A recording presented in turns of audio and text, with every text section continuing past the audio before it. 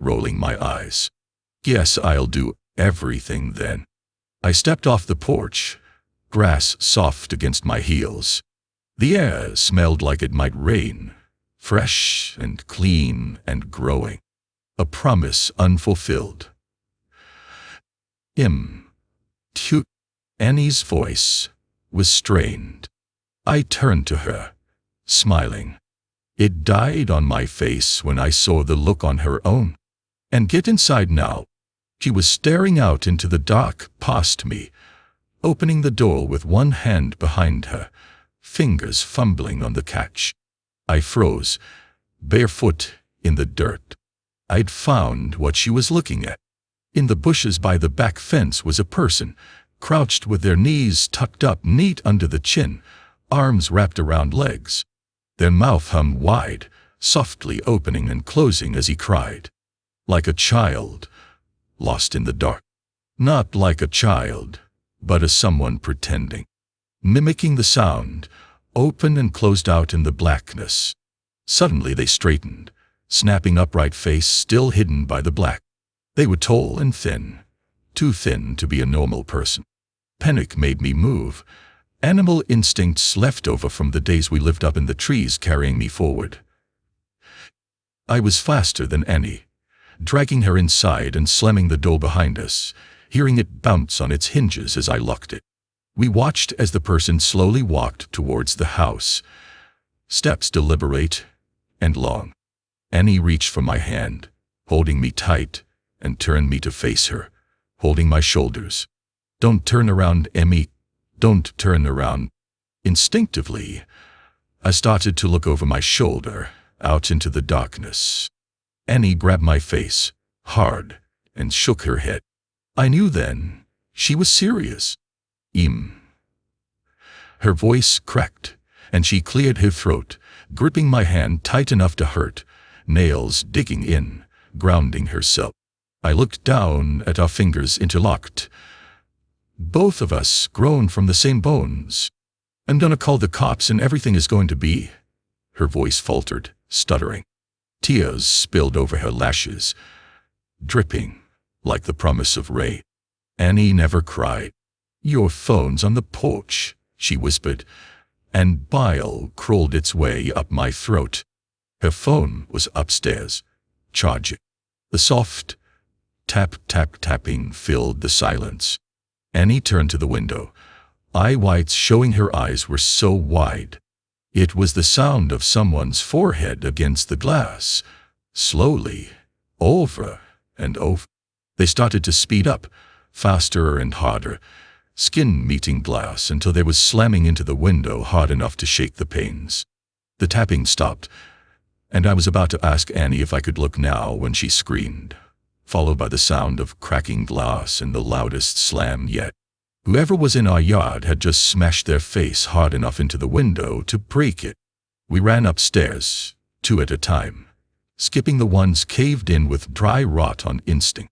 I turned behind me once and Annie yanked my face back before I could see. The sound of broken glass echoed behind us as we made it to the bathroom, locking the door. A thin, wailing cry, like a baby calling for its mother, filled the hallway, trapped between the walls and locked doors. Annie threw her back against the door, feet jammed up against the bathtub, clutching the knife she had grabbed from the kitchen. I did the same, shoulder to shoulder. Slow footsteps started on the stairs, deliberate and casual. The crying had become mocking, almost laughter, shrill bursts of sound, and then giggles, high-pitched and abruptly stopping before starting again. The first door on the upstairs floor was my bedroom, and we heard the distinct sound of it, slamming open. They were looking for us. "What the fuck is going on?" I asked Annie, not even bothering to brush away the tears that I couldn't stop falling. I watched my sister pick herself up off the floor and brace her hands on the door as we heard the sound of a second door slamming open. Mom's room, the next room on the hallway, was the bathroom. Annie pulled me to my feet and handed me the knife. I shook my head and pushed it back to her, terrified of what would happen if I had to use it. Annie shoved me and pressed the knife into my hands, thumb pressing hard enough on the blade to bleed. I watched my sister's blood drip down her wrist, a winding red road, still pushing into my hands despite the pain. I took the knife. Something slammed against the wall that Mom's room shared with the bathroom. A high-pitched wail followed. I held my breath, could feel my heart beat in the base of my throat, a wild and frantic thing. I'm gonna get the phone from my room. I shook my head violently, about to argue. Annie clamped a hand over my mouth. I could taste the blood on her hand, salty and sweet, like birthday cake by the ocean. Yes, I'm gonna get the phone and I'm gonna call the cops, and we're going to be okay. I shook my head again. It's the only way. When I go, I need you to lock the door and you don't open it for anything or anyone. Not for me, not for anyone. Promise me. I shook my head, and Annie pressed her hand into my mouth, crushing my teeth against my lips, so it made my eyes water. Yes, promise me, Em. Something smashed in the room next door. Annie brushed the hair off my face, gently tucking it behind my ear. Promise, she mouthed, and unlocked the door as slowly as possible, bolt scraping gently. I watched the curve of her shoulder disappear into the black hole outside, like the moon in eclipse. And then she was gone. I couldn't move or breathe for a second, and then I slammed the bolt shut just as something bounced off the outside of the door. A high-pitched scream followed, handle rattling up and down hard enough to pop one of the screws. I watched it roll towards me on the tiles. And then silence. I sat with my back to the door, holding the knife, and wishing I was holding Annie's hand instead. Still, silence. Nothing but me and my lungs slowly filling the room with my breath. "Ian," came a voice through the door. I started, hands gripping the knife. "Honey, what's going on?" "Mom?" My voice cracked. "Mommy, is that you?" I wrapped my arms around myself, shaking, trying to keep myself still. "Sweetie, it's okay, just open the door. It's okay, just let me in." The handle rattled again, gentler. "Just let me in. It's all okay." She banged on the door, and I took my handle of the bolt. "Honey, I'm sorry. I'm sorry I missed your birthday. I'm sorry I'm such a terrible mother. Please." Her voice broke, and she started to cry. "Just let me in, baby, I'm so sorry." I screwed my eyes shut. She sounded so sad, and so lost. "I just wanted you to hold me like when I was a kid and I'd come in off the swings with a scraped knee." Maybe this time she meant it. Maybe it would all be okay. My hand found its way to the bolt again. My sister's voice came through the door, warm and gentle. "Yeah, Emily, let us in. It's all okay."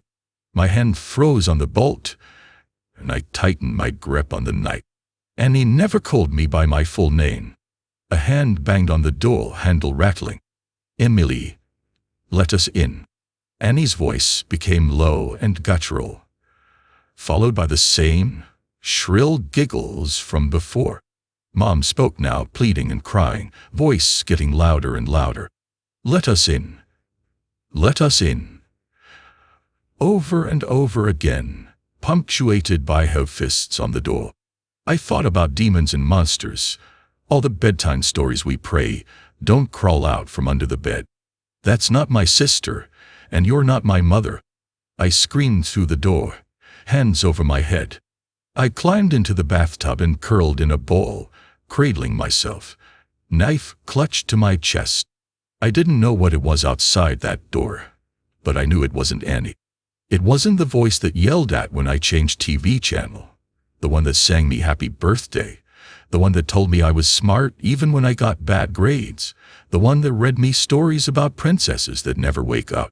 It wasn't human. Bangs and yells came from downstairs, followed by the footsteps of people running. A low, guttural howl ripped through the house, filling the room until I felt like I was drowning in the sound, and then the door was kicked in. I screamed, covering my eyes, waiting to die. Arms found me and lifted me from the tub, carrying me from the room. I looked at the outside of the door as I was carried downstairs. It was covered in long scraping claw marks, dragged down to the floor. Pillows ripped apart covered the hallway in soft down, like it had snowed inside. I watched them drift slowly as men in uniforms checked each of the rooms that looked like they had been torn apart by something feral. Outside in our driveway were police cars and an ambulance. In the middle of it all was Annie, bathed in blue and red light as it washed over her, lit up in the dark like a neon angel, face aglow. I threw myself from the cop's shoulder and ran to her, holding us both together, broken pieces and all, standing under all those constellations we made up. Gentle screaming came from the ambulance, which rocked occasionally. Annie gently turned my head away, smiling so sadly it made my chest ache as I understood. Turns out there was no demon, no wild animal or bad men trying to break in. Just Mom, out of her mind on booze and drugs and everything in between, coming to the end of a week-long binge. Something had finally broken inside her head, and this time we couldn't put her back together, no matter how hard we tried. Sometimes you fall one last time, and you never get back up. Annie had seen her in the garden, blood dribbling from her mouth, track marks bulging on her forearms like unmapped roads, rail thin and desperate for one more hit, one more fix.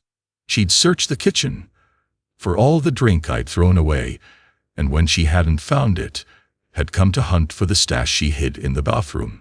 She hadn't wanted me, just the drugs on the other side of the door, so high she could mimic Annie's voice almost perfectly. Turns out the real monsters are the ones that eat you alive slowly, the kind that come in a bottle or a needle, or at the end of a long list of reasons why you can't get out of bed in the morning. Sometimes the monsters are the ones that raise you or love you the most. But it's up to you if you let them in.